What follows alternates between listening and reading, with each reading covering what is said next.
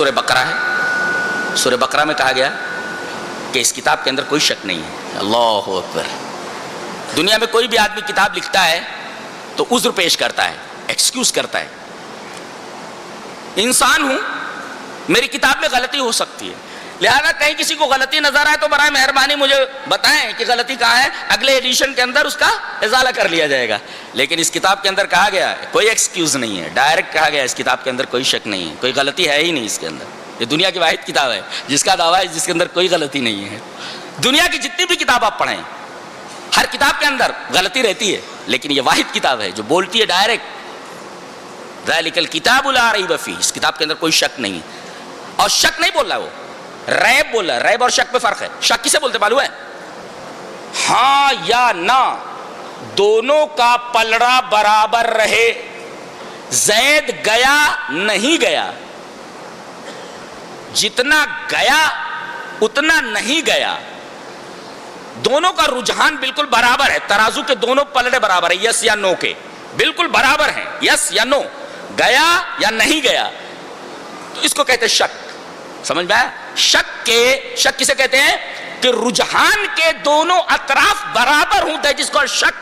اور ریب کس کو کہتے ہیں کہ رجحان کے دونوں پلڑے برابر ہونے کے ساتھ ساتھ تہمت بھی لگائے.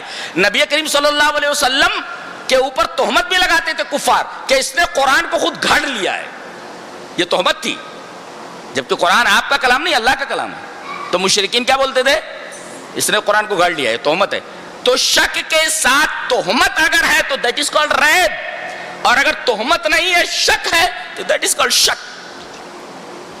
اس کے بعد مومنوں کے لیے 3 آیتیں لائی گئی, ان کے اوصاف بیان کیے گئے کہ یہ متقی ہوئیں اور یہ غیب پر ایمان لاتے ہیں, نماز قائم کرتے ہیں, ہم نے جو دیا خرچ کرتے ہیں, قرآن پر ایمان لاتے ہیں, پچھلی کتابوں پر ایمان لاتے ہیں, آخرت پر یقین رکھتے ہیں. آخرت پر یقین رکھتے ہیں.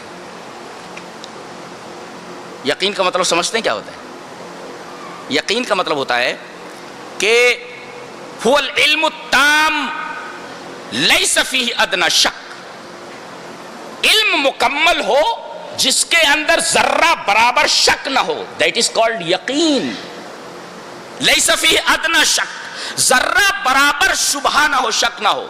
گویا یہ ایسے ہیں کہ آخرت کے بارے میں کہ مرنے کے بعد زندگی ہے, جنت ہے, دوزخ ہے, حساب کتاب ہے, قبر کا عذاب ہے, قبر کا ثواب ہے, حشر ہے, نشر ہے, پلسرات ہے وغیرہ, ان تمام چیزوں کے اوپر یقین رکھتے ہیں. کوئی کتنا بھی انہیں بہکائے یہ لوگ وہم میں مبتلا نہیں ہوتے, انہیں شک لاحق نہیں ہوتا آخرت کے بارے میں. آخرت کس کو کہتے ہیں؟ بعد میں آنے والا.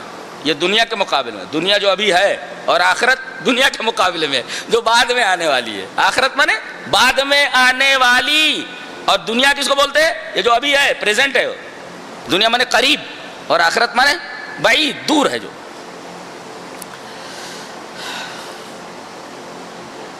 اس کے بعد کافروں کے لیے 2 آیتیں آئی ہیں.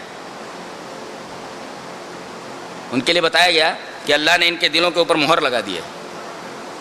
ایک مفسر لکھتا ہے کہ ختم الرسائل اغلاقها وختم القلوب صمها فلا والج ولا خارج.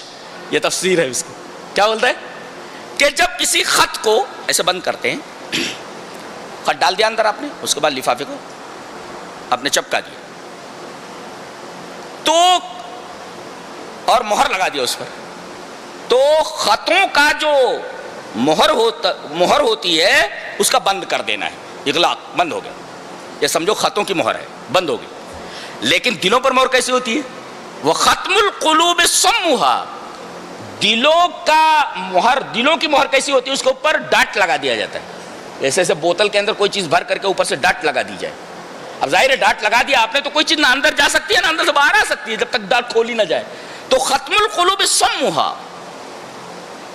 دلوں کا ختم, دلوں کی مہر ہے, اس کو ڈاٹ لگا دینا. فلا والج ولا خارج, کوئی چیز نہ داخل ہو سکتی ہے اور نہ باہر نکل سکتی ہے. تو ایسے اللہ تعالیٰ نے ان کے دلوں پر مہر لگا دی ان کی شرارتوں کی وجہ سے.